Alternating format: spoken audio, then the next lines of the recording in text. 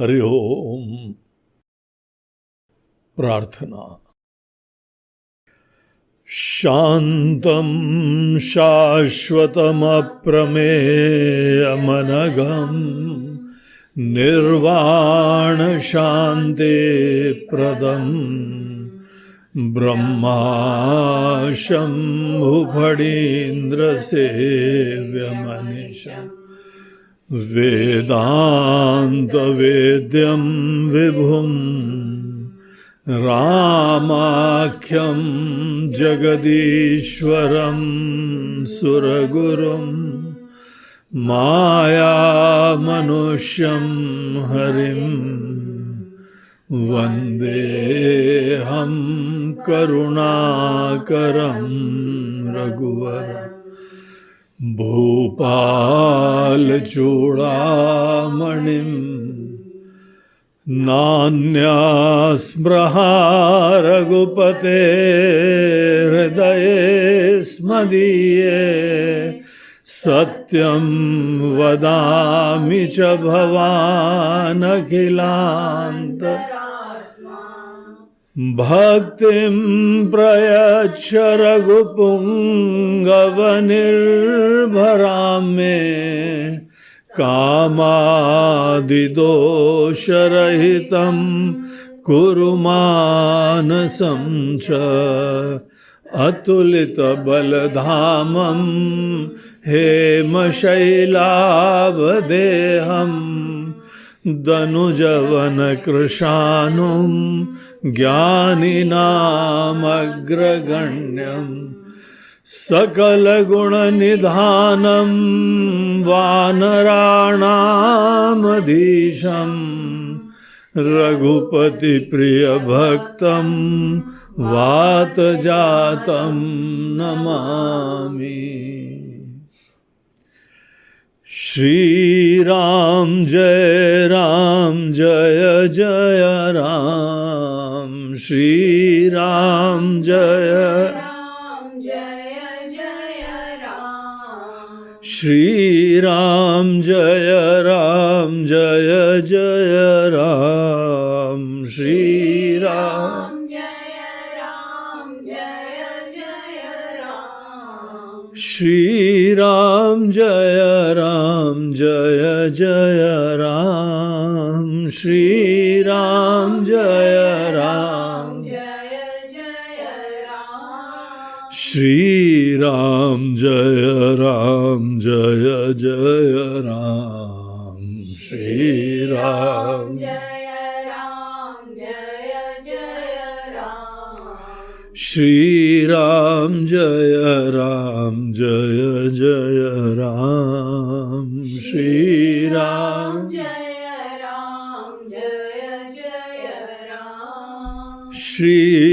राम जय राम। श्री राम जय जय राम। श्री राम जय जय राम। श्री राम जय जय राम।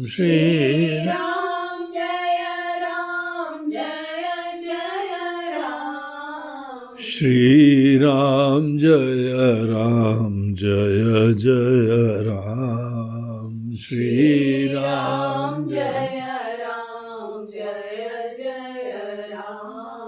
जय जय राम। जय जय बोलो सियावर रामचंद्र की जय। पवन सुत हनुमान की बोलो भाई सब संतन की जय। नमः पार्वती पते हर हर महादेव। तो हम लोग अपने पिछले सत्र में देख रहे थे कि भगवान श्री राम ने अपने समस्त सहयोगियों से पूछा कि अब हम लोगों को समुद्र का उल्लंघन करना है, समुद्र के उस पार जाना है, तो वो कैसे करा जाए। इतना अथाह जल की राशि, इतने हजारों लाखों जलचर आदि इसके अंदर रह रहे हैं, तो इसको पार कैसे करें, लंका कैसे पहुंचे। तो जिस समय भगवान ने विभीषण जी, सुग्रीव सबसे पूछा, तो विभीषण जी ने वहां पे पहल करते हुए भगवान राम को एक बात बताई कि प्रभु तुम्हार कुल गुरु जलधि, कहि उपाय विचारी। भगवान, ये जो जलधि है, ये जो समुद्र है, ये आपके पूर्वज हैं, आपके कुल गुरु हैं। ये चीज को ध्यान रख के ये आपके लिए बड़े आदरणीय हैं। आप इनसे पूछिए, आप इनकी प्रार्थना करिए, इनको प्रकट करिए, इनका मार्गदर्शन प्राप्त करिए। ये बेस्ट पर्सन है बताने के लिए कि आपको समुद्र के पार कैसे जाना है। बिनु प्रयास सागर तरही, सकल भालु कपिधारी।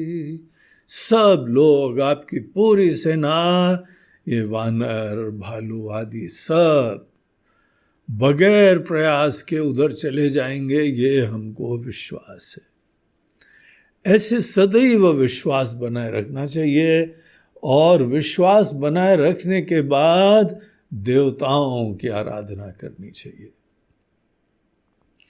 भगवान श्री कृष्ण गीता में हम लोगों को कर्म योग के बारे में जो एक आर्ट ऑफ लिविंग बताते हैं, कर्म करने की जो कला बताते हैं, उसमें बोलते हैं आपको जो भी जीवन में चाहिए, आप कर्म को यज्ञ बना के अपनी सब मनोकामना पूर्ण कर सकते हैं। तो ये कार्य आप जो हैं, जो समर्थ हैं, जो शक्तिशाली हैं, जिनको ये कार्य पूरा संचालन का दिया हुआ है, ऐसी शक्तियां हैं, आंख खोलें और देखें। ये सब चीजों का हमको विश्वास करना चाहिए। इतनी व्यवस्थित रूप से पूरी प्रकृति का संचालन हो रहा है, हर चीज के हम लोग एक ना एक देवता देखते हैं। देवता उस पर्टिकुलर चीज के सक्षम अधिकारी होते हैं, जानकार होते हैं, संचालक होते हैं। तो अगर कोई ऐसी शक्ति के अस्तित्व को जानता है तो सीधे उनकी आराधना करके उनका आशीर्वाद लेना चाहिए। ये धर्म की नीति है।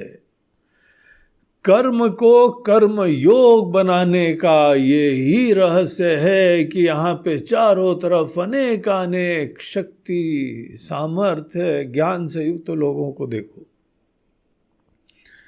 अब जैसे हम लोग कोई ज्ञान प्राप्त करना चाहते हैं, हमको ये पता लग गया है कि हमारे अंदर अज्ञान है, अज्ञान के वजह से ही संसार हो रहा है, हम भटक रहे हैं, हमको पता नहीं है।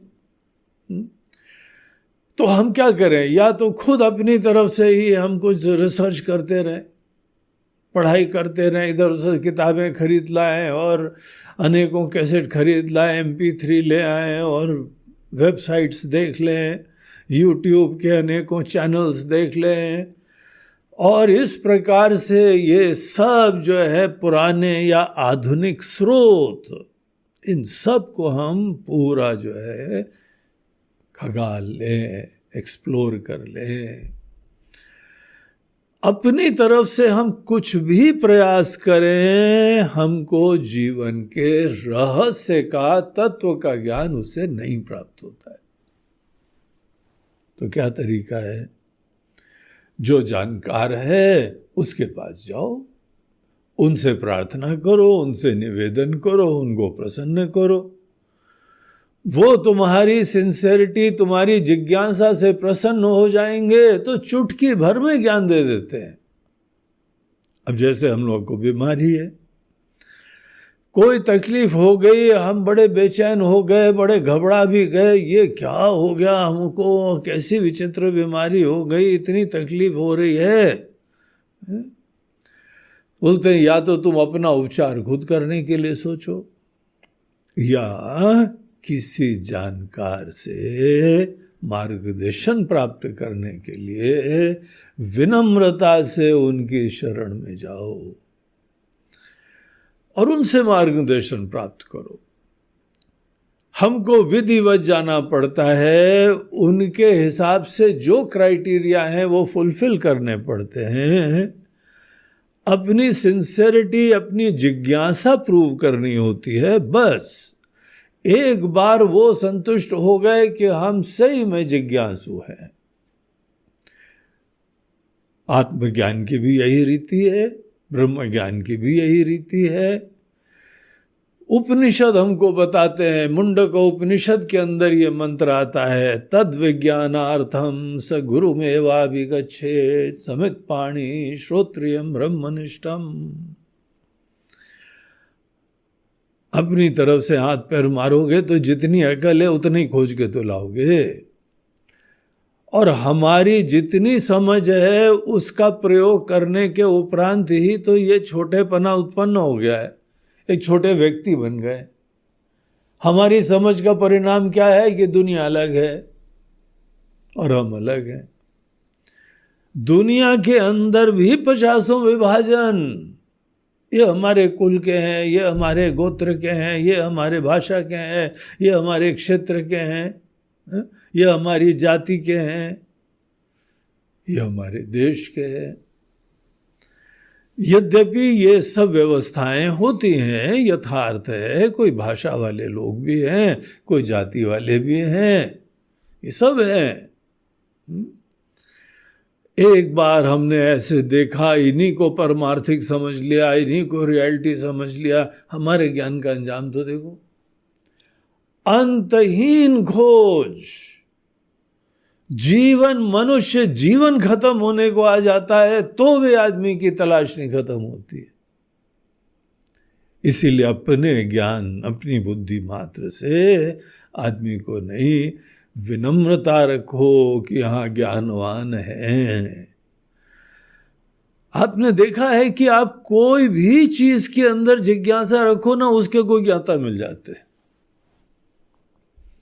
कोई नई चीज जो है, भोजन का पदार्थ बनाने का सोचो, आपको लगा बड़ा नया आइडिया आया है, और YouTube में जाके ढूंढो, जाके उसका पता लगा ज्ञानी लोग बैठे हुए हैं, पहले से रिसर्च करके बैठे हुए। हमको लगा ध्यान की ये प्रक्रिया होगी, देखो कितनी नई चीज हमको समझ में आई है, जाके ढूंढो। आजकल तो इंटरनेट इतना बड़ा आशीर्वाद हो गया है, कुछ भी ढूंढो वहां पे मार्गदर्शन मिलता है। पूरा दुनिया जो है इंटरकनेक्टेड हो गई इंटरनेट से, सब अपने विचार डालते रहते हैं और सबके विचार हम लोग को उपलब्ध भी होते रहते हैं। पता लगता है कोई नई चीज नहीं है, सब पुरानी चीज है, और जो भी हम लोगों की कल्पना है उसके अंतर्गत जीवन का यथार्थ समझने से केवल हमारा संसरण ही चलता रहता है, अंतहीन तलाश। इसीलिए वो समाधान नहीं है, एक और बढ़िया तरीका है। यहां विनम्रता से अनेकों लोग हैं, ज्ञानवान हैं, उनको देखो, ढूंढो और उनके पास जाओ, गुरु उपसदन करो, महात्माओं के पास जाओ। एक नहीं, शुरुआत में अनेकों के पास जाओ, देख लो कि जहां पे बात कही जा रही है उसकी प्रामाणिकता तुमको समझ में आ रही है कि नहीं आ रही है। जहां तुमको प्रामाणिकता दिखाई पड़ती है, श्रद्धा बैठती है, विश्वास बैठता है, वहां पे जाके प्रार्थना करो, महाराज जी ये चीज हमको जाननी है। और एक बार वो संतुष्ट हो जाते हैं, उनको संतुष्ट होना आवश्यक है, क्योंकि वो कोई धंधा नहीं करेंगे, वो प्यार से बताएंगे। उनका कोई व्यापार नहीं है, उनका स्नेह है, उनकी करुणा है। हमारे गुरु हमको किस लिए बताते हैं? हम क्या दे सकते हैं उनको? अपने गुरुदेव को हम क्या दे सकते हैं? इसीलिए केवल हमको सिंसेरिटी के साथ शरणागति करनी होती है, उनकी प्रसन्नता के लिए कार्य करें, सेवा करें, उनकी आज्ञा का पालन करें, बस। उसके बाद वो हमको ज्ञान दे देते हैं। उनके जीवन भर की निचोड़ तपस्या, उसका फल हमको मिल जाता है। इसको यज्ञ भाव बोलते हैं। यज्ञ भाव में किसी भी क्षेत्र के कोई समर्थ होते हैं, उनके पास विनम्रता से जाके अपनी सिंसियरिटी शो करो और आदर से निवेदन करो, यथासंभव उनकी सेवा करो। जो भी वहां पे सेवा आवश्यक होती है करो, और वो तुमको इमीडिएटली मार्गदर्शन देंगे। जैसे व्यवहार में, शिक्षा के क्षेत्र में, या किसी भी टेक्निकल नॉलेज के क्षेत्र में, स्कूल कॉलेज जाते हैं ना बच्चे लोग, बस किसी ज्ञानवान के पास जा रहे हैं, उनके पास अगर वो सिंसियर रहेंगे तो सब ज्ञान प्राप्त कर लेंगे, एकदम वो आगे बढ़ जाते हैं। यही सिद्धांत देवताओं के लिए होता है। दुनिया में देवता लोग होते हैं, हर चीज के देवता होते हैं। जिस समय हम लोग उत्पत्ति के रहस्य सीखते हैं ना शास्त्रों में, तो बताते हैं कि हमारी प्रत्येक इंद्रिय के, मन, बुद्धि, चित्त, अहंकार, आंख, नाक, कान, सबके देवता होते हैं। ये सब हमने जब पढ़ा तो एकदम आंख खुल जाती है, अरे इतने लोगों का हमारे ऊपर आशीर्वाद बरस रहा है, देवता लोगों की कृपा हमारे ऊपर बरस रही है। नहीं तो इतनी सुंदर व्यवस्था से कुछ कैसे चल पाए? तो इस तरीके से केवल ये भौतिक पदार्थों का खेल नहीं होता है। भौतिक पदार्थों के पीछे कोई चेतन तत्व, कोई इंटेलिजेंट एंटिटीज, कोई समर्थ शक्तियां वो विराजमान होती हैं, और उनको ही हम लोगों के सनातन धर्म में, वैदिक दर्शन के अंतर्गत उनको ही देवता कहा जाता है। हर चीज के देवता होते हैं। आपके कुल देवता होते हैं ना, आपका कुल चला आ रहा है, उसमें कोई पीछे देवता आशीर्वाद बरसा रहे हैं, वो रक्षा करे रहते हैं कुल की। पहाड़ों में चले जाओ तो हर जगह के पहाड़ के देवता होते हैं, स्थान देवता होते हैं। देवताओं की दुनिया में आदमी को शास्त्रों की कृपा से प्रवेश मिलता है। जिन्होंने शास्त्रों का अध्ययन नहीं करा है, वो देवताओं की दुनिया का उनको ज्ञान नहीं होता है, सब अपने छोटे छोटे कंधों पे बोझा आ जाता है। इसीलिए तनाव है दुनिया में। इसी दुनिया के अंदर हमारे पूर्वज लोग जिए हैं, ऋषि मुनि लोग जिए, उनको कोई तनाव नहीं आया। यहां एक छोटी गृहस्थी चलाना है, एक धंधा चलाना, और मरे जाते हैं उसी में, क्योंकि सब बोझा हमारे कंधे पे है। तो देवताओं का अस्तित्व होता है और देवताओं का आशीर्वाद लेना चाहिए। इसी रीति के अंतर्गत गीता में तो भगवान ने अर्जुन को 3 अध्याय में बोला कि सब कर्म सदैव देवताओं की खुशी के लिए करो। किसी क्षेत्र के कोई देवता है, देवान भावयता नेन,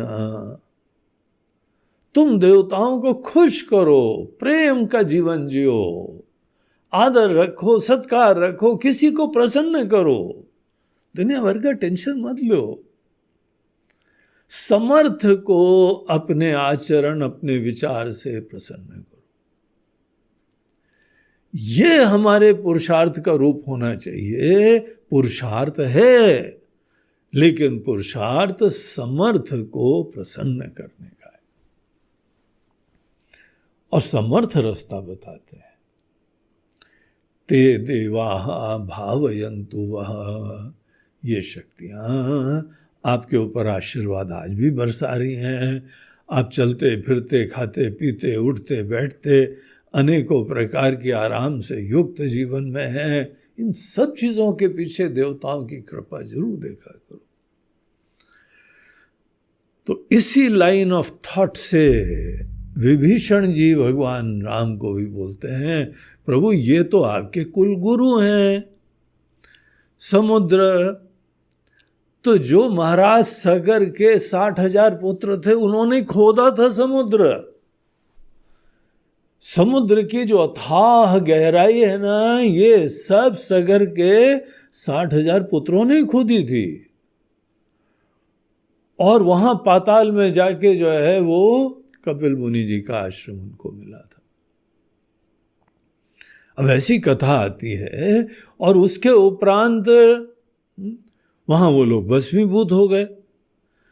फिर इन्हीं के कुल के महाराज दिलीप वगैरह वगैरह, अंशुमान, ये सब लोगों ने अनेकों प्रकार की तपस्या करी, प्रयास करे, काफी लोग विफल हो गए। लेकिन भगीरथ जी ने बहुत भागीरथ प्रयास करा और ठान ली कि गंगा जी को हम आकाश गंगा को जमीन पे ले आएंगे। आकाश गंगा हम लोग सबने देखी है कि नहीं? आप रात को किसी दिन खुला आसमान हो तो आप देखिए कि तारों की एक पूरा जो है ना वो पूरी लेयर सी रहती है। एक क्षेत्र रहता है जहां बहुत घने तारे रहते हैं।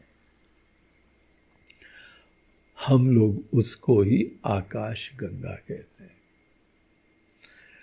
जैसे गंगा जी के किनारे आप खड़े होइए तो वहां पर सूर्य की किरणें लहरों पे पड़ती हैं और अनेकों तारों जैसे टिमटिमाती हैं ना लहरें। वैसे आकाश गंगा में भी ये जो तारे टिमटिमा रहे हैं, ये आकाश गंगा की लहरों के ऊपर पड़ते हुआ प्रकाश है। तो ये आकाश गंगा को जमीन पे जब लाया जाएगा तब इनका उद्धार होगा। अब ऐसा इनको बताया गया था। तो उन्होंने प्रयास करा और फाइनली ले आए। बढ़िया कथा है वो। पहले तो गंगा जी बड़ी मुसीबत से आए, बोला कौन धारण करेगा, तो शिव जी की प्रार्थना करी गई। शिव जी को मनाया गया।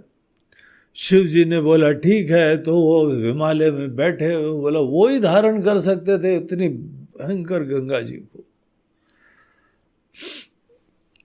तो उन्होंने देखा कि गंगा जी में कुछ थोड़ा अभिमान ज्यादा दिखाई पड़ रहा है, तो जटा में आई तो जटा में फंसी रह गई। भगवान शंकर ने वहीं अटका दिया। तब तक अटकी रही जब तक वो बड़ी बेचैन नहीं हो गई, सब अभिमान खत्म हो गया। प्रार्थना करने लगी कि कैसे निकले यहां से, ये तो फंस गए। तो फिर उन्होंने शिव जी से प्रार्थना करी। गंगा जी के भी जो है दर्शन हुए। बोला कि हम तो यहाँ आ गए, वहां फंस गए। पुनः शिव जी की प्रार्थना करी गई और फिर उन्होंने भगीरथ जी का निवेदन स्वीकार करा और एक लट खोल दी। उस लट से जो है यहाँ पे हिमालय में गंगा जी प्रवाहित हुई। इस धरातल के ऊपर गंगा जी का आगमन हुआ और वो ही हिमालय से गंगा जी अनेकों जो है वो भिन्न भिन्न धाराएं आती हैं और विशाल गंगा जी बन जाती। अब ऋषिकेश, हरिद्वार या और ऊपर भी देखो जाके, उत्तरकाशी, रुद्रप्रयाग, भिन्न भिन्न लटें आती हैं। कितनी छोटी छोटी सी हैं, लेकिन आगे चल के जो है वो कानपुर, पटना और कलकत्ता के पास जाते जाते क्या समुद्र जैसी हो जाती। और फिर वो जाके उन्होंने समुद्र में जाके पूरा भर दिया उसको। वो जो गड्ढा खोदा गया था सगर के पुत्रों द्वारा, वो सब गंगा जी से भर गया, और भी सब नदियां वहां पे जल डालने लगी और ये समुद्र महातीर्थ बन गया। तो कभी कभी जो है वो किसी बीच के ऊपर जाना चाहिए, वहाँ पे जो है समुद्र में स्नान करना चाहिए और तर्पण देना वहाँ जाके, अपने पितरों को तर्पण देना, देवताओं को तर्पण देना, ऋषियों को तर्पण देना। तर्पण देने की विधि कुछ ब्राह्मणों से सीख लेना। एक एक दिशा में मोड़ा जाता है, उस दिशा में मोड़ के फिर अंजलि में जल आदि लेके फिर कोई मंत्रों का उच्चारण करके भिन्न भिन्न तर्पण होते हैं। तो ये जीवन में एक संकल्प लेना चाहिए, जो समुद्र आदि के पास नहीं गया जरूर जाना और वहां पे जाके तर्पण करके आना। बहुत सुंदर सुंदर प्यारी प्यारी से स्थान हैं अपने भारत देश में ही, बहुत बढ़िया बढ़िया है। ऐसी क्रिस्टल क्लियर पानी, स्वच्छ जो है बीच, गोल्डन, रेतीली और चमकीली चांदी जैसी, बढ़िया बढ़िया। अंडमान निकोबार द्वीप चले जाओ, केरला वगैरह चले जाओ, गोवा चले जाओ, इधर जो है आंध्र साइड में कभी चले जाओ, बंगाल चले जाओ, एक से एक बढ़िया बढ़िया बीचेस है। अंडमान निकोबार और लक्षद्वीप में तो द्वीप हैं, इसीलिए बहुत सुंदर द्वीप है, जाने योग्य जगह। तो वहां पे समुद्र का स्वच्छ जल देखिए, क्या निर्मलता है उसके अंदर। और हम तो एक और सलाह देंगे, वहां जाने के बाद समुद्र के अंदर डुबकी भी मार के आना। अंदर पानी के वहां पे लोग हैं, ऐसे सब टूरिस्ट लोगों को घुमाने के लिए, दिखाने के लिए सर पे जो है वो पूरा एक कवच वच पहना देते, ऑक्सीजन दे देते हैं, पाइप लगा देते हैं, और देखो जाके तो समुद्र के अंदर क्या भगवान ने दुनिया बनाई है। ईश्वर की सृष्टि इतनी अद्भुत है, समुद्र के अंदर तो भी बची हुई है। यहाँ पे पृथ्वी में तो महा प्रदूषण प्रदूषण प्रदूषण, पेड़ काटना, जानवर मारना, ये करना वो करना, इंसान की बढ़ती हुई पॉपुलेशन ने सब असंतुलन उत्पन्न कर दिया है। लेकिन समुद्र भी कुछ बचा हुआ है। तो समुद्र बड़ा दिव्य होता है, बड़ा आदरणीय होता है। और विभीषण जी बोलते हैं ये बाकी के लिए तीर्थ है, वो तो ठीक है, राम जी आपके तो कुल गुरु हैं, इसीलिए आप इनका आशीर्वाद लीजिए और फिर जो है आगे आपको ये खुद रास्ता दिखाएंगे। ऐसी जब बात करी तो राम जी क्या बोलते हैं, 50वें दोहे के आगे हम लोग पढ़ें।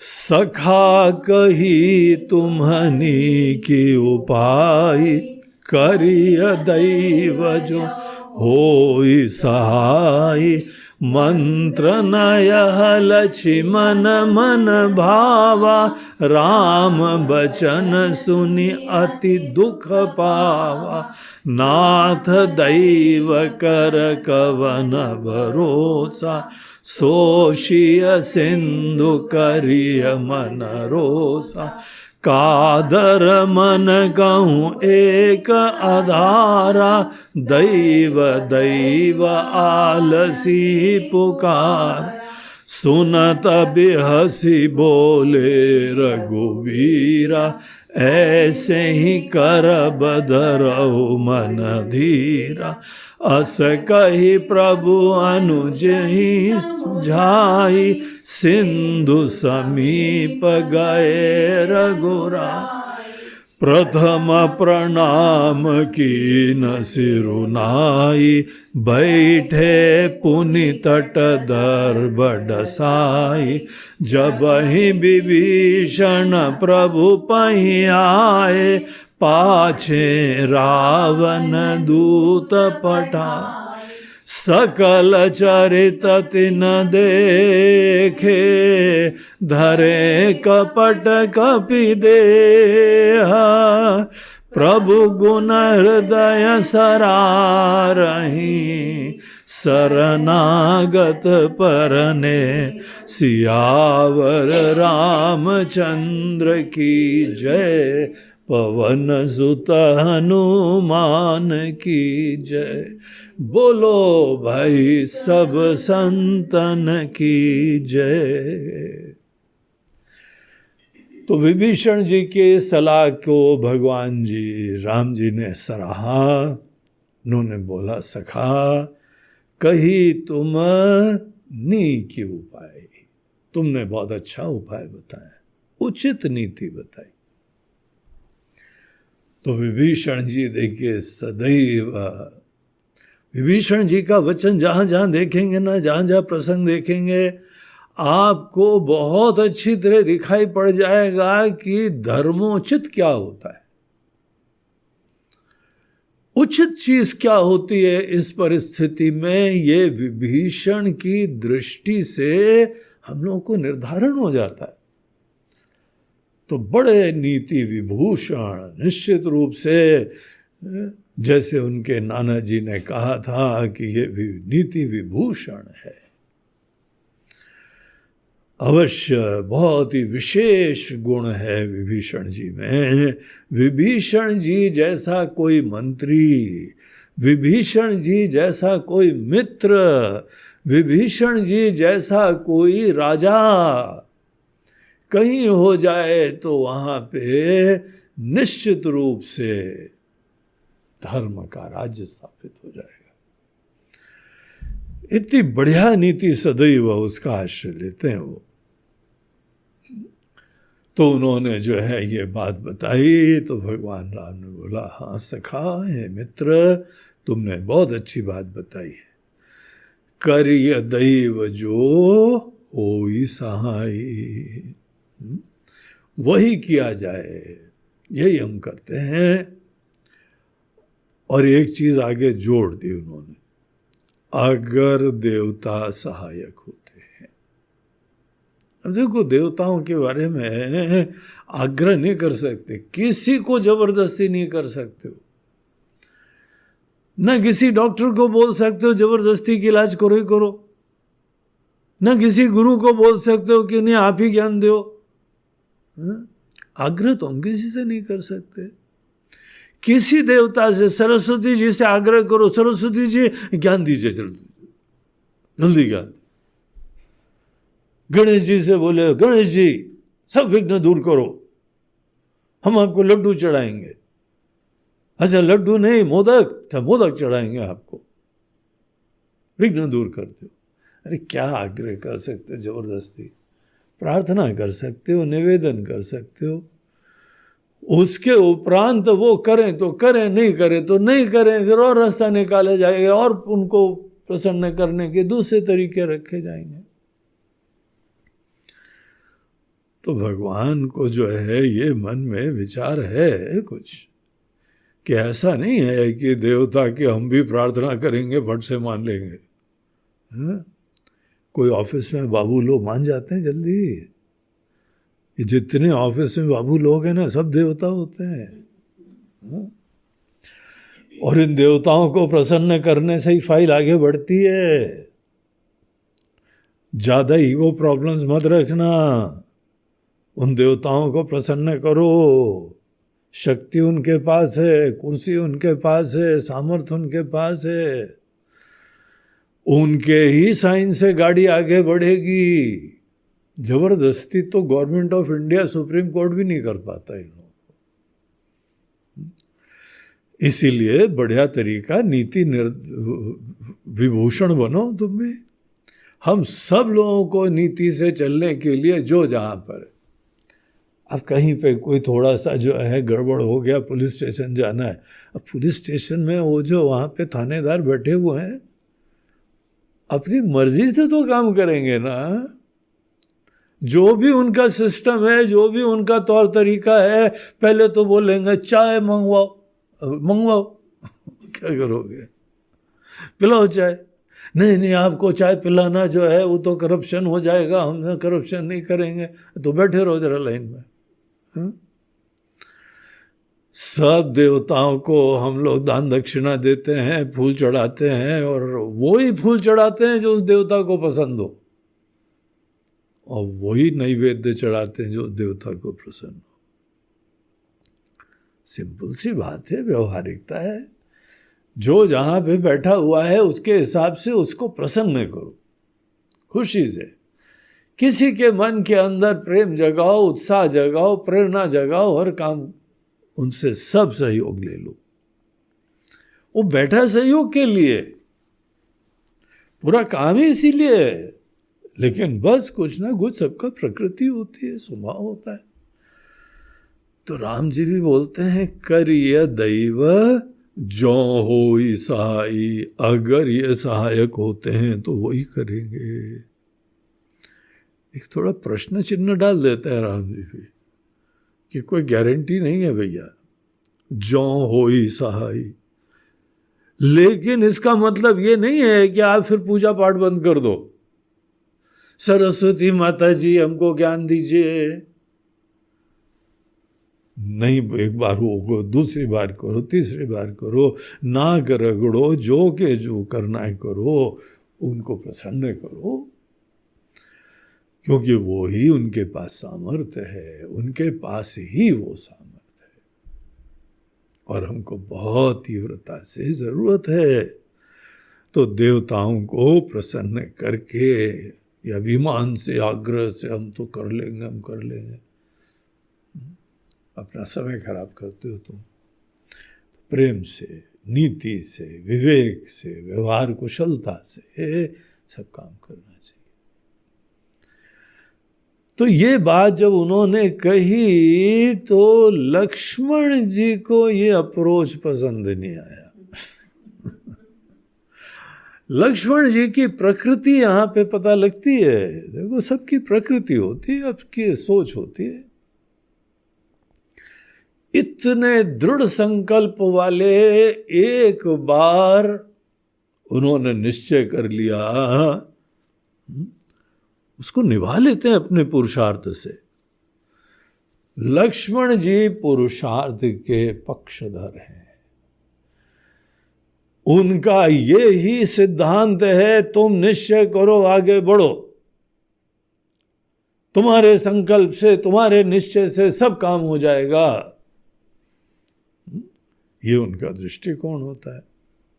इन देवता को खुश करो, उन देवता को खुश करो। लक्ष्मण जी को ये सब समझ में नहीं आता।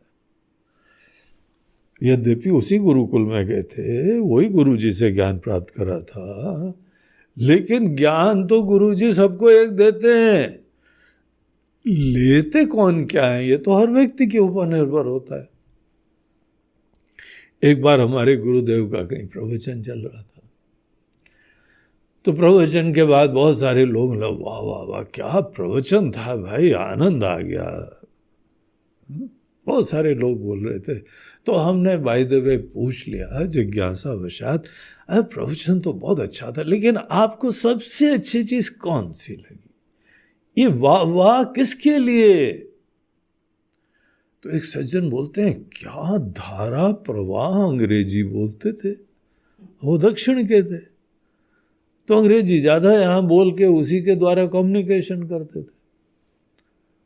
उसको पूरे प्रवचन में क्या अच्छा लगा? धारा प्रवाह अंग्रेजी। दूसरे से पूछा, भैया आप इतनी तारीफ कर रहे हैं, आपको क्या अच्छा लगा? बोलते कितने मजाकिया हैं, उनकी कहानियां बहुत अच्छी अच्छी हैं। तो दूसरे को वो कहानियां अच्छी लगी। तीसरे से पूछा, बोला क्या मस्त रहते हैं, मस्त, गुरुजी बड़े मस्त रहते हैं। तो उनको मस्त रहना बड़ा अच्छा लगा। वाह वाह वाह वाह वाह वाह, प्रफुल्लता, प्रसन्नता छलक रही है, निश्चिंतता। किसी को वो चीज अच्छी लगी। 10 लोगों में से एक हमको मिला, उसने बोला हाँ ज्ञान कितना अच्छा है। उनके ज्ञान के जो प्रेमी लोग थे वो बड़े रेयर थे। इसीलिए एक ही ज्ञान होता है, एक ही गुरु जी होते हैं, लेकिन कौन क्या लेता है ये सब डिफर करता है। अपने क्लास में भी आप सोचो, सब लोग स्कूल कॉलेज में रहे होंगे, एक ही शिक्षक ने बताया, एक फर्स्ट आया एक फेल हो गया, एक को समझ में नहीं आया। वही ग्रहण होता है जो हर व्यक्ति ग्रहण करना चाहता है। जब दैव का प्रसंग चल रहा था इनके गुरुकुल में, तो लक्ष्मण जी का दृष्टिकोण बड़ा क्लियर था कि हमको तो यही समझ में आया महाराज, पुरुषार्थ करना चाहिए, पुरुषार्थ से सब कुछ हो जाता है। और क्या देव होता है, क्या किस्मत की बातें होती हैं। देव मतलब दूसरी भाषा में, आजकल की सामान्य भाषा में किस्मत। सब ज्योतिषी लोग रोएंगे भाई बात सुन के। किस्मत विस्मत से, सब देवताओं के संचालन से, देवताओं को प्रसन्न करने से। जैसे किसी वास्तुशास्त्री के पास जाओ ना, महाराज जी बड़ा कष्ट है, तो वास्तुशास्त्री अपने विज्ञान से बताता है, अपनी सोच से बताता है कि अच्छा ये बताओ तुम्हारे घर की एंट्री किस दिशा में है, तुम्हारी ये खिड़की कहाँ है, तुम्हारी रसोई जो है वो कहाँ है, किस दिशा में रसोई है, अग्नि कहाँ जलती है, अग्नि, और मंदिर किस दिशा में है। तो वास्तुशास्त्री अपनी तरफ से सब समस्याओं के बारे में विश्लेषण करेंगे और समाधान भी वही देंगे। न कर्म की चिंता करते हैं, न भावना की चिंता करते हैं, न पुण्य की चिंता करते हैं, और बस खिड़की दरवाजे की चिंता करते हैं। बोलते हैं बस खिड़की दरवाजे ठीक कर लो, मुक्ति मिल जाएगी तुमको। ठीक है भैया, उनका भी है कोई विज्ञान होगा। ऐसा नहीं है कि हम उन लोगों की बातों को पूरा गलत समझते हैं, लेकिन जितना खींचते हैं ना उतना नहीं मानते हैं। मगर वो बात भी कोई युक्ति है। अब उसका विषय कभी चले तो बताएंगे हमारा दृष्टिकोण, मगर वो चीज उनका दृष्टिकोण है। उसी तरीके से जो ज्योतिषी लोग होते हैं ना, तुम्हारा कष्ट है, अरे वो शनि और राहु और शुक्र और उसका ये चक्कर चल रहा है, उसके वजह से तुमको कष्ट हो रहा है। उनकी डायग्नोसिस तुम्हारे कर्म वरम की नहीं है। वो ऊपर आकाश में देखते हैं और देवता लोगों को देख के बोलते हैं ये आजकल यहाँ घूम रहे हैं, वो आजकल यहाँ घूम रहे हैं, और मर तुम रहे हो बेटा, है? तो इसलिए तुमको कष्ट है। अब उनकी डायग्नोसिस अपनी। तो ये लोग, कई लोग होते हैं अपनी तरफ से जीवन की अनेकों परिस्थितियों का रहस्य जानते हैं, समझते हैं और वैसे ही उपचार करते हैं। तो एक ये फैक्ट होता है कि हर व्यक्ति को एक ऐसे देवता लोग होते हैं, किस्मत से वर्तमान में जो परिस्थिति आ गई, जो भी परिस्थिति आ गई, बीमारी आ गई, सफलता आ गई, आपका काम धंधा बड़ा अच्छा चल रहा है, आपके रिश्ते नाते बड़े अच्छे हैं, आपका स्वास्थ्य बड़ा अच्छा है, या कभी जो है वो थोड़ा 19-20 हो गया, ये जो चीजें भी उतार चढ़ाव जीवन में आते हैं, इसको कैसे देखा जाए? एक है तो यथार्थ, इसी में जीना है। वर्तमान तो यही है, प्रेजेंट तो यही है, इसी प्रेजेंट में, इसी वर्तमान में हमको जीना होता है। तो इसीलिए यहां पे ये दोनों शब्द सुनने को आते हैं कि कुछ चीजें हमको देवताओं की कृपा से मिलती है, किस्मत से मिलती है, और कुछ एक यहां पक्ष होता है कि यहां हमको कुछ अपना पुरुषार्थ करना पड़ता है। तो ये दो पक्ष इतने प्रचलित हो गए, इसमें इतनी शंकाएं लोगों को होने लगी, इतने अनेकों स्कूल्स बन गए कि हम तो कोई अपना धार्मिक चैनल देखते हैं, वहां पे तो सब ज्योतिषी लोग बैठे हुए हैं, वो सब बस यही बताते हैं कि ये देवता वो देवता, ये देवता वो देवता। इतना ज्यादा ये प्रचलित पक्ष हो गया, जैसे हम लोग के हिंदुओं की पहचान ही ये हो गई। तो ये जो है एक पक्ष है कि सब चीजें देवताओं के द्वारा चलती हैं। जो व्यक्ति इस पक्ष को पूर्णतः स्वीकार कर लेता है, इतना प्रबल समझता है, उस व्यक्ति में अपने प्रयास होते ही नहीं है, उसका अपना पुरुषार्थ शिथिल पड़ जाता है। बोलेगा हम क्या करें। एक महिला हमको मिली बंबई में, उनको हमने मंत्र दिया। हम बोला भाई ठीक है, ये तुम मंत्र ऐसे ऐसे जप कर लिया करो। अगली बार मिली, हम बोला करती हो? बोला जी करती नहीं, आप जब चाहेंगे तभी करेंगे। बोला अजीब हो तुम भाई, हम ही ने तो दिया, हमने मार्गदर्शन दिया, हमने प्रेरणा दी, और तुम कर नहीं रहे हो। बोलते जब आप चाहेंगे तो करेंगे। हम बोला हम और कैसे चाहें? बोले आप जब चाहेंगे तो हमारे अंदर इच्छा हो जाएगी, आप जब तक नहीं चाहते हमारे अंदर इच्छा ही नहीं होगी। तो दोषी तो आप हो। हम नहीं कर रहे हैं तो हमारी थोड़ी गलती, आप ही नहीं आशीर्वाद दे रहे हो। अब उसी तरह से हम पे उन्होंने ठीकरा फोड़ दिया, और कहीं पे भगवान पे ठीकरा फोड़ा, और कहीं पे इस पे करा, कभी सदैव वो ठीकरा की एक टोकरी लेके सबके सर पे फोड़ती रहती, खुद बड़ी मासूम बनी रहती है, दूध की धुली बनी रहती है। हमने थोड़ी कोई गलती करी हो, उनका आशीर्वाद ही नहीं मिला है। अब हमको रिसर्च करनी पड़ेगी कि हम पहले उनको ज्ञान भी दे दें, प्रेरणा भी दे दें, मंत्र भी दे दें, और फिर उनके दिल के अंदर घुस के प्रेरणा कैसे दें। तो उनकी भाषा कुछ बोलनी पड़ेगी।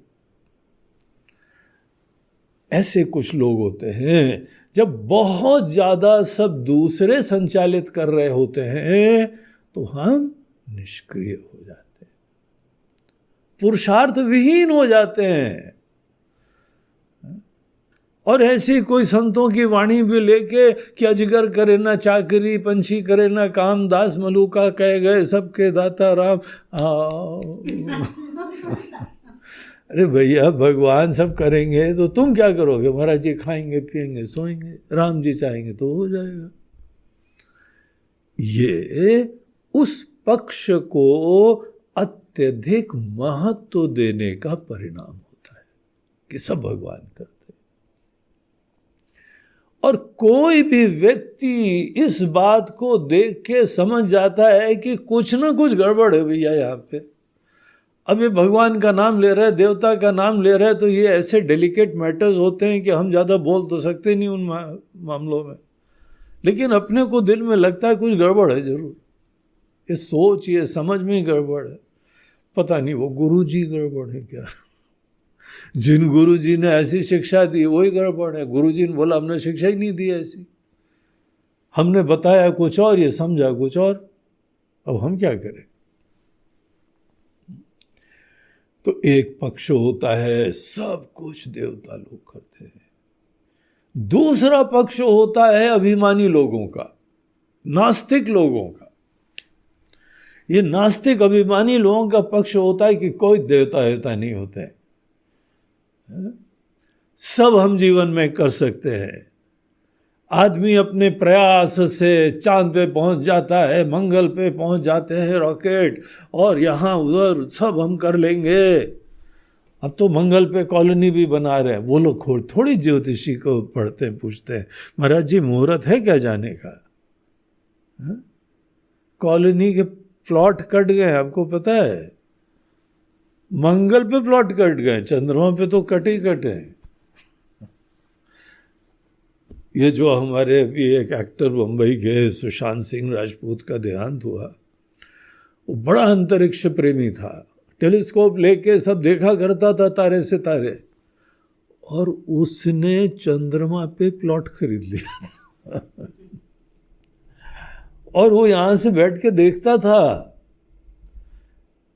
कि उस प्लॉट पे क्या हो सकता है जब जाएंगे। उसके मन में आशा थी, विश्वास था कि मनुष्य की ये अनेकों प्रकार की तरक्कियां चल रही हैं तो हम वहां एक दिन जरूर जाएंगे। वो बेचारा सुसाइड से मरा है कि उसको मारा गया भगवान जाने, लेकिन बहुत उत्साही लड़का था वो, बहुत ही अध्ययन करने वाला था, इंजीनियरिंग स्टूडेंट था, बड़ा अच्छा स्टूडेंट था। तो ऐसा सब विश्वास रखता था, हम जाएंगे हम जाएंगे हम जाएंगे। ऐसे लोग कोई थोड़ी ज्योतिषी वगैरह से पूछने जाते हैं। संकल्प लिया, दृढ़ संकल्प करो कि ये करेंगे, और आदमी अपने संकल्प के बल से अनेकों चीजें कर सकता है। ये दो पक्ष हैं दुनिया में। सामान्यतः एक आस्तिक और दूसरा नास्तिक कहा जाता है, लेकिन समझ दोनों की सही नहीं होती है।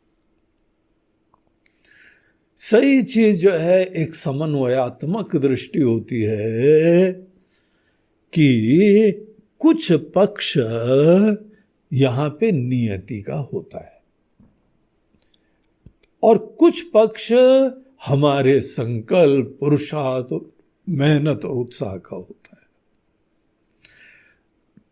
ये दोनों लाइफ के फैक्ट्स हैं, इन दोनों का समन्वय होकर ही चलना पड़ेगा। लक्ष्मण जी को ये दैव वाला पक्ष तो बिल्कुल पसंद नहीं आता था, बहुत ही पुरुषार्थी आदमी थे। तो स्पष्ट रूप से जो है वो यहाँ पे बोलते हैं, मंत्र नयः लक्ष्मण मन भावा। लक्ष्मण जी के मन को नहीं पसंद। और राम बचन सुनिए अति दुख पावा। हमारे ख्याल से for the first time Ram ji का वचन सुन के लक्ष्मण जी को दुख हुआ, क्रोध भी आया। लेकिन राम जी है ना, कुछ कर सकते नहीं है, इसीलिए जो है वो ज्यादा तो नहीं बोलते हैं, लेकिन एक निवेदन उन्होंने जरूर कर दिया।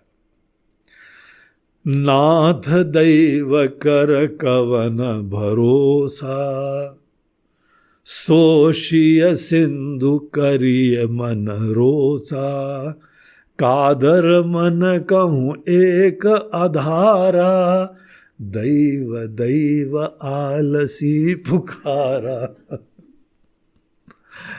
तो हमारे लक्ष्मण लाल जी की फिलॉसफी, उनका विचार। लेकिन देखो राम जी की स्वतंत्रता कैसी है, उनका आचरण कैसा है कि किसी को भी अपना विचार रखने में, जीने में, अभिव्यक्त करने में कोई संकोच नहीं है। बड़े आदर से रखो तो भी सुन लेंगे और उचित प्रकार की दिशा शिक्षा भी देंगे। तो बोलते हैं, हे नाथ, हे प्रभु, ये नाथ, ये दैव कर कवन भरोसा। देवताओं से मांगो, देवताओं से पूछो, देवताओं से पूछो, इनके ऊपर क्या भरोसा है? और आपको बताएं, हमारे गोस्वामी जी, तुलसीदास जी महाराज तो देवताओं को बहुत पसंद नहीं करते, खासकर जब उन्होंने भगवान को वनवास भिजवा दिया। उस समय देवताओं का पूरी मीटिंग हुई थी कि ये अगर यहां पे राजगद्दी पे बैठ गए तो रावण को कौन मारेगा, हमको कौन मुक्त करेगा, ये तो यहीं अटक जाएंगे। तो उन्होंने षड्यंत्र करा था। ये पीछे नेताओं का षड्यंत्र था कि यहाँ पे ये मंथरा और कई ने ऐसा बोल दिया, उनका दिमाग भ्रष्ट कर दिया था। सुनते हो ना चारों तरफ, दिमाग नेताओं ने इसका भ्रष्ट कर दिया, इतनी भीड़ बैठी हुई है यहाँ पे किसानों की, उनका दिमाग खराब कर दिया है, किसी उस नेता ने इनका दिमाग खराब कर दिया है। तो देवताओं ने दिमाग खराब कर दिया। और जहां उनके काम की बात होती तो आके फूल गिर बरसाते हैं। अब बरसाते हैं इसीलिए वो कहानी में तो बताना पड़ेगा, लेकिन वो कई जगह गुस्सा हो जाते हैं गोस्वामी जी, आ गए ये स्वार्थी लोग। सब लोग का अपना दृष्टिकोण है, किसी का दृष्टिकोण, और कोई बड़ा आदर करते हैं। विभीषण जी बोलते हैं देवताओं से जो है मार्गदर्शन लीजिए, प्रार्थना करिए, उनसे प्रसन्न करिए, और राम जी ने स्वीकार कर लिया। तुम्हारी बड़ी अच्छी नीति है, कमेंट भी पास करा। तो लक्ष्मण जी निवेदन कर रहे हैं, नाथ दैव कर कवन भरोसा। किस्मत के सहारे क्या जीते हो, तुम्हारी किस्मत से अच्छा हो जाएगा, बैठे रहो हाथ पे हाथ धर के। हे किस्मत वाले, हे किस्मत के देवता, कृपा कर दो। लक्ष्मण जी का विचार हम बोल रहे हैं। सोशिय सिंधु करिय मन रोसा। आप तो एक काम करो प्रभु, मन के अंदर भयंकर क्रोध उत्पन्न करो और एक तीर मारो, ये सब सुख के बराबर हो जाएगा। क्या टाइम वेस्ट कर रहे हो कि देवता आप बताओ, देवता आप बताओ। कादर मन कहूं एक आधारा। भगवान से वो बोल रहे हैं, लेकिन बड़े संकोच में बोलते हैं। भगवान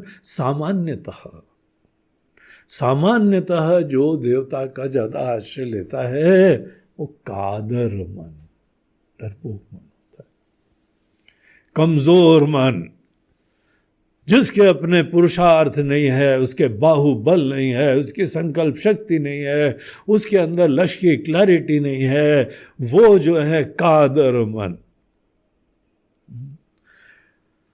कादर मन कहूं एक आधारा, कमजोरी निकलती है। दैव दैव आलसी पुकारा। डरपोक है, आलसी है, पुरुषार्थ नहीं करते हैं, पुरुषार्थ की ब्यूटी नहीं देखी इन्होंने। दृढ़ संकल्प लेके आगे बढ़ो, वो करते नहीं है। इसीलिए भगवान आप ये कर दो, भगवान आप ये कर दो, भगवान आप ये कर दो। दैव दैव आलसी पुकारा, आलसी लोग। और देवता लोग क्या करते हैं, इनसे दक्षिणा दिलवाते रहते हैं, प्रसाद खाते रहते हैं, आहुति देते रहो। देवता लोग जो है ना, इन लोगों से, ये मुर्गी लोग है ना, इनसे वो दाना चुभाते रहते हैं। तो लक्ष्मण जी ने जो है जब ऐसी बात कही, और संकेत तो जो है विभीषण जी के ऊपर भी कादर और आलसी का लग गया। यहाँ पे राम जी उनको लंकेश बना दिया, उनको तो इतना ऊपर बैठा दिया, उनको सखा बना दिया, उनको इतने परम भक्त बना दिया, और लक्ष्मण जी ने मुंह खोला तो इनको कादर और आलसी बना दिया। तो जहाँ पे इस प्रकार से हुआ, सुनत भी हंसी बोले रघुवीरा। भगवान हंसे, किस पे हंसे? लक्ष्मण जी की स्पष्टता पे हंसे, मुंह फट होने पे हंसे। धड़ाम से जो भी कुछ बोलना है बोल देते हैं। इस समय ये भी नहीं देखते हैं कि विभीषण पास में खड़े हुए सुन भी रहे हैं। आलसी लोग, कादर लोग, डरपोक लोग, ये सब देव देव करते हैं, खड़े हुए सुन रहे थे। भगवान राम ने हंसी में टाल दिया। हंसे, सुनत भी हंसी बोले रघुवीरा। और वो रघुवीर बोलते हैं, लक्ष्मण ऐसे ही करब धरहु मन धीरा। ऐसे ही करेंगे, थोड़ा धीरज रखो। और जब ये पता लग गया ऐसे ही करेंगे, धीरज रखो, फिर उनको शांति होगी। फिर उनको सुकून मिल गया, बोला हाँ ये थोड़ा औपचारिकता करनी पड़ती है, इतनी बड़बड़ाहट नहीं, किसी की इज्जत भी बनाए रखो, इनको भी रियलाइजेशन करवा देंगे, कुछ ना कुछ होएगा, भगवान ने बोल दिया है ऐसे ही कर, अब यही करूँगा। धरहु मन धीरा, थोड़ा धीरज रखो। अस कही प्रभु अनुजहि समुझाई, उन्होंने ये बोल के अपने अनुज, अपने छोटे भाई को समझाया। उनको तो समझाया, लेकिन हम लोगों ने ये विषय उठाया था, आपको भी समझ में आया कि नहीं आया? अब आप कौन सी पार्टी के हो, विभीषण पार्टी कि लक्ष्मण पार्टी? आपका जीवन का रास्ता कौन सा जो है पथ चल रहा है? सब भगवान की कृपा, सब भगवान की कृपा। वो अलग पार्टी हो कि लक्ष्मण जी की पार्टी, जैसा भी संकल्प चाहो अपनी दुनिया बना लोगे।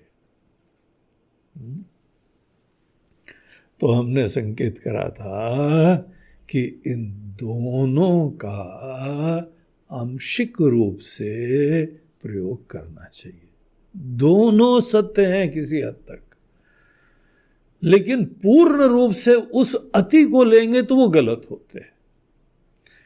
केवल देवता देवता देवता करेंगे तो आप पुरुषार्थ विहीन हो जाओगे, एंथुजियाज्म नहीं रहेगा, आपका कोई लक्ष्य नहीं रहेगा, आपकी मेहनत नहीं रहेगी, कुछ नहीं रहेगा, जो कि हमारी गीता, रामायण आदि सब चीजों के सिद्धांत के विपरीत होएगा।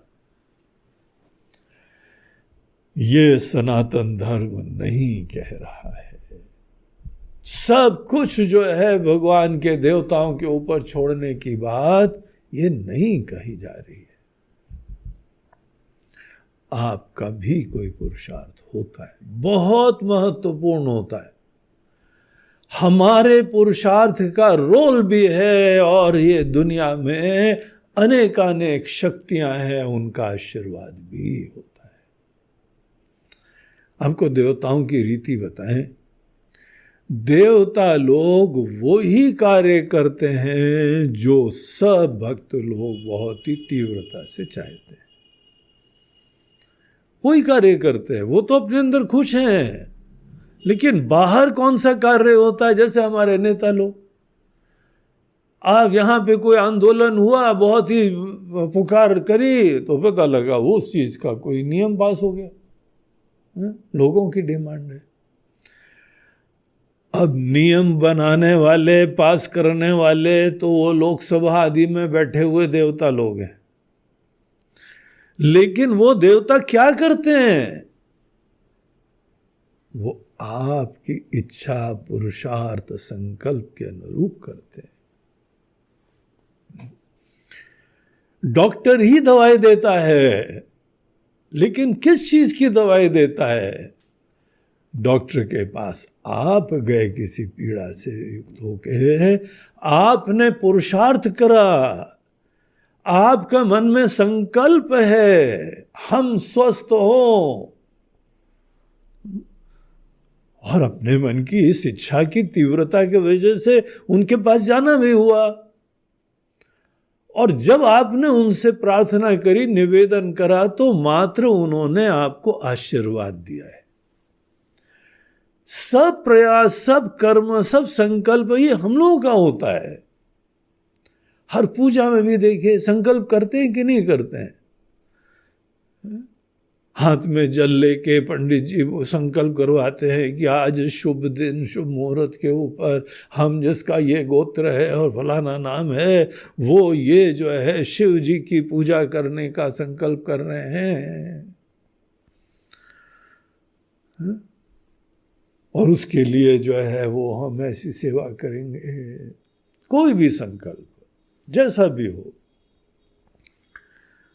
और संकल्प में ध्यान रखना जरा, कई बार ऐसा संकल्प जल्दी जल्दी करवा देते हैं, फिर फंस जाते हो। हम एक गोदान करेंगे, बाद में बोले तुम ही ने संकल्प करा, देखो पंडित जी आपने जो बोला वो बोल दिया हमने। बोला नहीं, तुम्हारे मुंह से निकला है।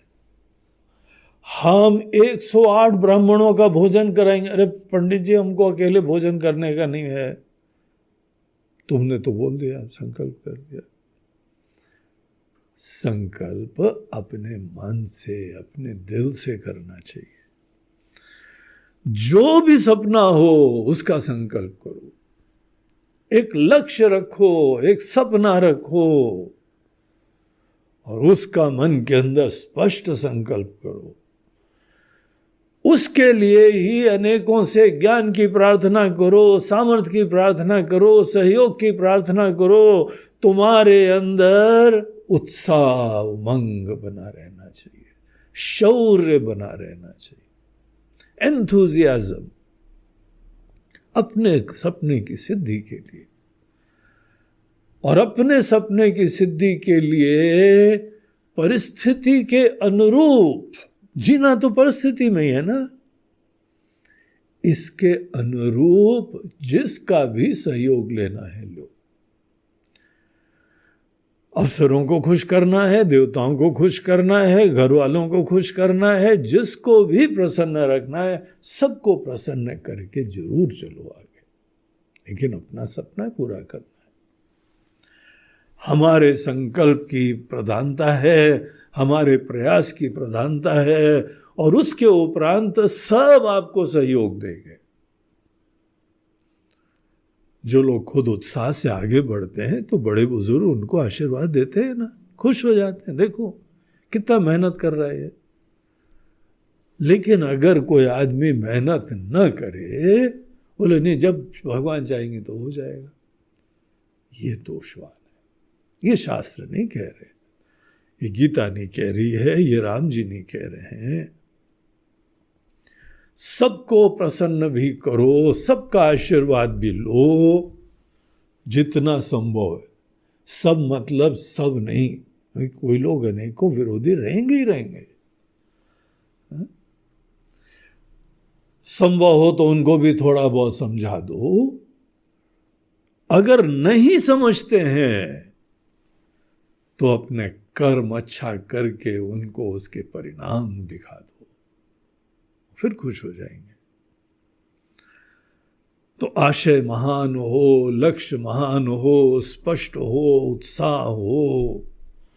जिस जीवन के अंदर उत्साह खत्म हो गया, वो जीवन ही खत्म हो जाता है। आश्रित होके, पराधीन होके थोड़ी होता है कुछ। तो जो भी परिस्थिति आई उसको ईश्वर इच्छा, देवताओं की इच्छा, नियति समझ के स्वीकार करो। जो भी पाए उसमें रोना राना नहीं। सफलता आ गई, प्रभु इच्छा। इतना मत हर्षित हो जाओ कि तुम्हारा संतुलन खराब हो जाए।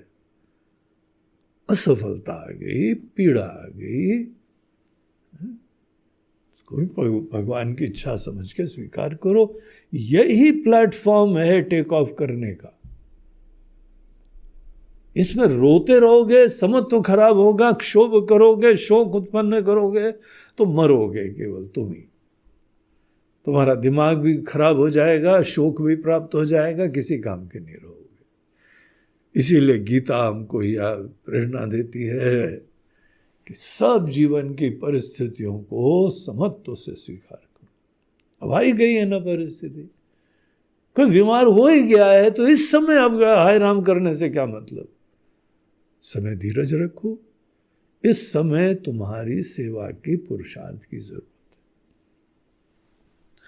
परिस्थिति की स्वीकृति समत्व के साथ, कोई भी परिस्थिति हो बगैर हर्ष शोक के, समत्व के साथ ईश्वर इच्छा समझते हुए स्वीकार करना, ये एक व्यवहारिक चीज है, उचित चीज है, गुण है।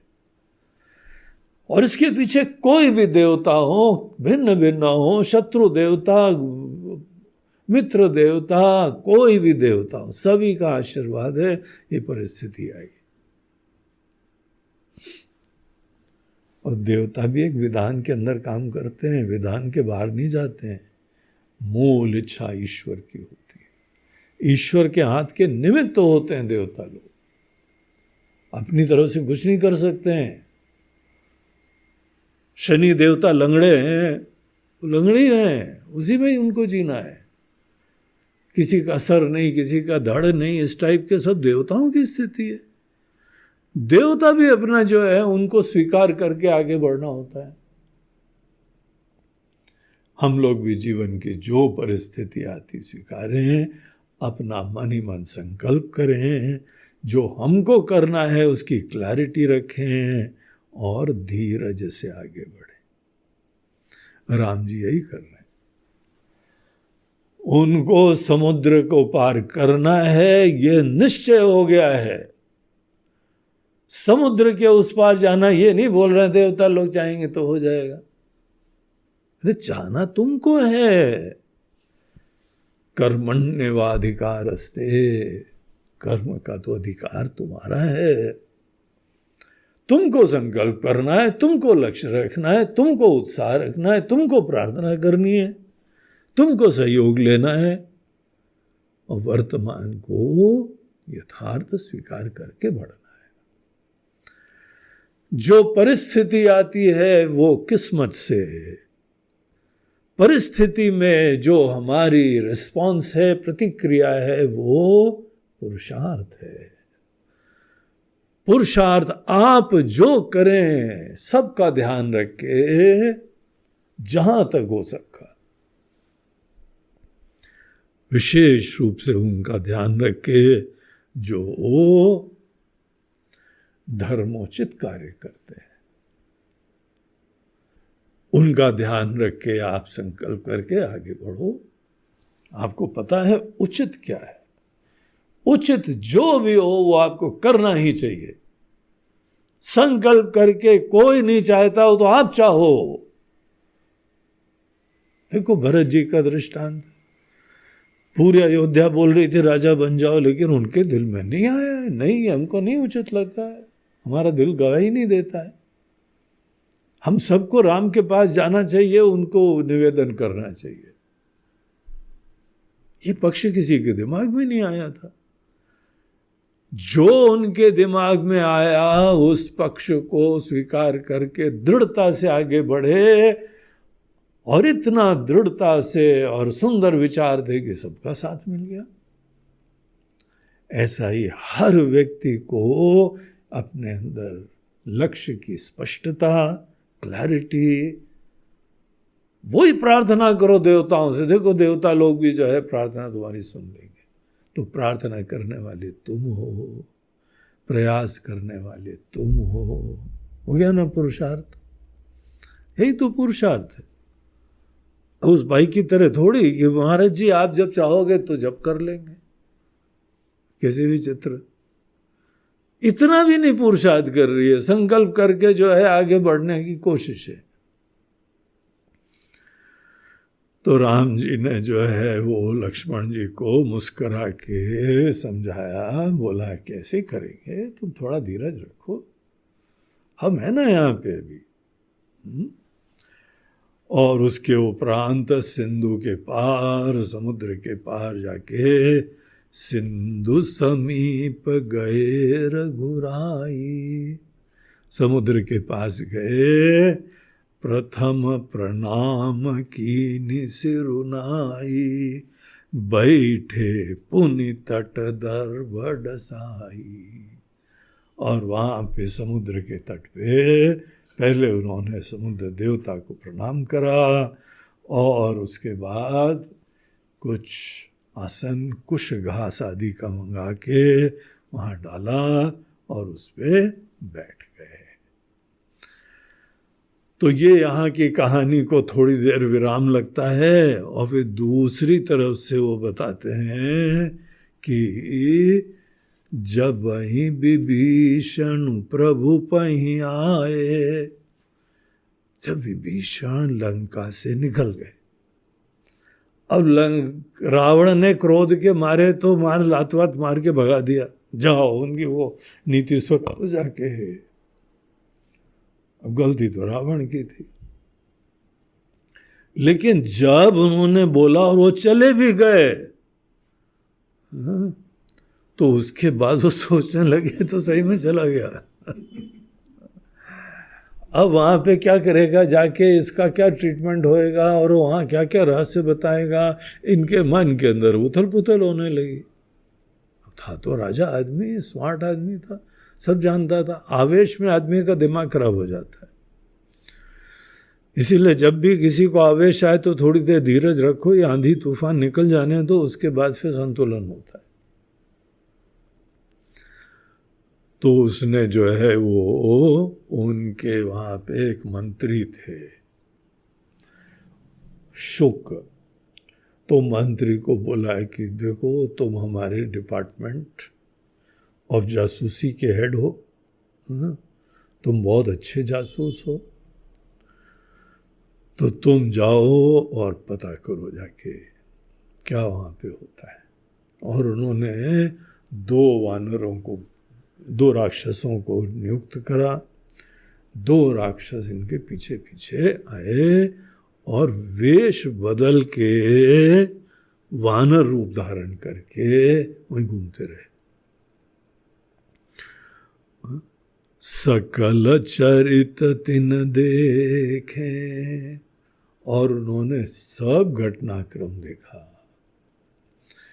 कि कैसे विभीषण जी आए, उनको पहले तो बंदी बना के रखा गया, उसके बाद राम जी के सामने हाजिर करा गया, और राम जी ने वहाँ पे क्या क्या चरित्र हुए, और अंततः तो लंकेश बन गए। कैसे उनको स्नेह से गले लगा लिया, इतना प्रेम, इतना आदर, इतनी आत्मीयता। तो ये कपट देह धारण करे हुए थे, कपट कपि देह, प्रभु गुण हृदय सरारही, शरणागत परनेह। और ये दोनों भी राम जी का स्नेह और प्रेम देख के इतने प्रभावित हुए कि उनका गुणगान गाने लगे। कैसे शरणागत के ऊपर प्रेम होता है इनका।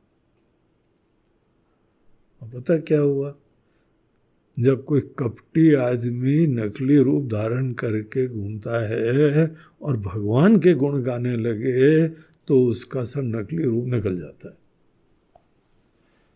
तो इतने मस्त हो गए उसको सब देखने में, ये वहां पे वानर गायब हो गए, राक्षस खड़े हुए थे।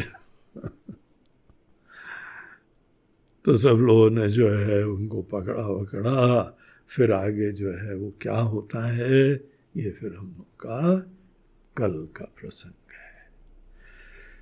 श्री राम जय जय राम, श्री राम जय राम, श्री राम जय जय राम, श्री राम,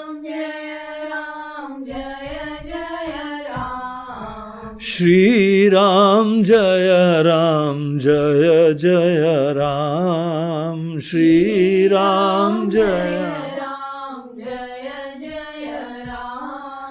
श्री राम जय जय राम, श्री राम,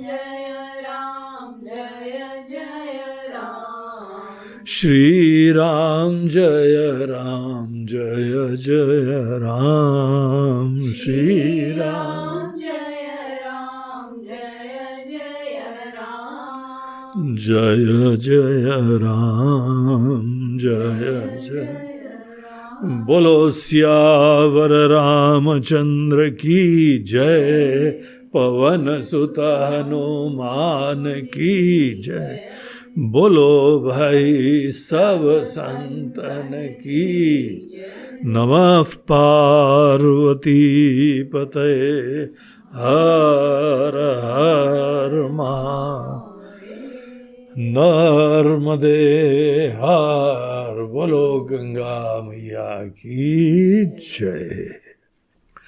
आज का ये प्रवचन हम लोग का प्रायोजित करा गया है लखनऊ के एक बड़े निष्ठावान धर्मप्रिय हमारे भक्त श्री सभाजीत यादव जी के द्वारा। तो सभाजीत यादव जी वो अपने दिवंगत स्वर्गीय पिताश्री श्री भगेलू राम यादव, श्री भगेलू राम यादव जी जो उनके पिताजी थे, उनकी 6 महीने पहले मृत्यु हुई थी, देहांत हुआ। उन्होंने ये अपना भौतिक शरीर छोड़ दिया। तो हर महीने ये पुण्यतिथि आती है, इसी तिथि को ये त्रयोदशी के दिन ही वो गए थे। तो हर त्रयोदशी को वो बड़े आदर से स्मरण करते हैं। और यहाँ पे श्राद्ध पक्ष चल रहे हैं, पितरों को स्मरण करने का, श्रद्धांजलि देने का विशेष पर्व चल रहा है। तो उसकी त्रयोदशी में भी सभाजीत जी अपने आदरणीय पिताजी को वो स्मरण कर रहे हैं बड़ी श्रद्धा के साथ, बड़े आदर के साथ, और उनको प्रणाम कर रहे हैं। तो उनकी जो है वह सद्गति हो और उनका आशीर्वाद पूरे परिवार पे, कुल पे बना रहे, यही उनकी मन की प्रार्थना है। आशीर्वाद उनका सदैव रहा है। इसीलिए सभाजीत भी इतने धर्मनिष्ठ हैं, सत्संगी हैं, प्रेमी हैं। तो और भी सब पूरे परिवार का कल्याण हो, ये हर व्यक्ति को अवश्य सोचना चाहिए। तो इस पर्व पे हम सभाजीत और उनके परिवार को बहुत बहुत शुभकामनाएं, आशीर्वाद देते हैं कि आपके ऊपर आपके पुत्रों का आशीर्वाद बना रहे।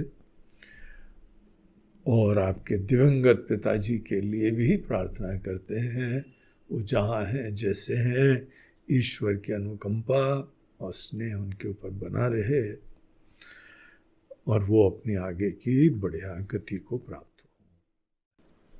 आज ये त्रयोदशी श्राद्ध के दिन हमारी बम्बई की एक भक्त, बड़ी सरल, निष्ठावान, समर्पित, नियमित सत्संग में आने वाली, वो वसंती परब, वसंती के भाई थे किशोर परब।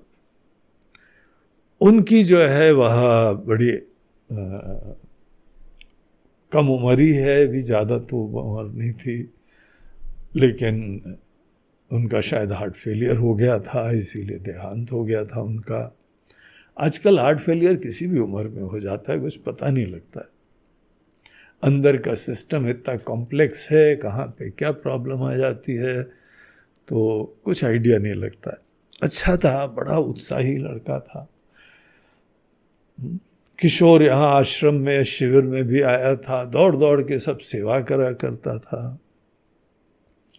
लेकिन वो दिवंगत हो गए। तो बहुत ही स्नेह रखती थी वसंती उनके प्रति, और उनके लिए प्रार्थना है, उनके लिए श्राद्ध है कि वो भी जहाँ पर भी हो, उसकी आगे की यात्रा मंगल में रहे। वसंती, आपको भी इस धार्मिक कृत्य के लिए, इस आहुति के लिए आपको भी आशीर्वाद और साधुवाद। हरि ओम तत्सत। हरि ओम तत्सत।